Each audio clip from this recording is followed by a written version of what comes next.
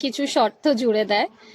যেমন ধরো বলে যে জামার ঘেরটা অনেক বেশি বাড়াই দিয়েন, কিন্তু এই জামার ঘেরটা যখন আমরা বাড়িয়ে দিব তখন আমাদের হাতের ঘের কিন্তু কমে যাবে, হাতে কিন্তু বেশি জোড়া পড়বে। ধরো যেখানে একটু কম জোড়া দেওয়া পড়ার কথা সেখানে জোড়ার পরিমাণটা কিন্তু বেড়ে যায়। তো আপুদেরকে বলবো, আপুরা জামার ঘেরটাও যেন ঠিক থাকে এবং জামার ঘেরটা কাটার পর হাতার পরিমাণটাও যেন ঠিক পরিমাণে থাকে কিনা এই জন্য বারবার চেক করা দরকার। কারণ আমরা বেশিরভাগ সময়ই হাতাটা পাশ থেকে বের করি। ঠিক বলেছি কিনা আপু বলো তো?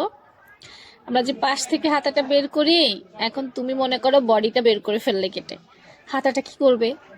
তাই কাটার আগে দেখছো আপু কতবার মাপতেছি, কাটার আগে বার বার বার বার চিন্তা করো যাতে পরে চিন্তা করতে না হয়। হ্যাঁ, তো আমি আমি নিজে দেখছো কতবার লম্বা দেখতেছি, পাশ দেখতেছি, ঘের দেখতেছি, তারপর পাশে কতটুকু আছে সেটা অনুমান করতেছি। বারবার এরকম চেক করেই কিন্তু কাজ করতে হয় আমাদেরকে।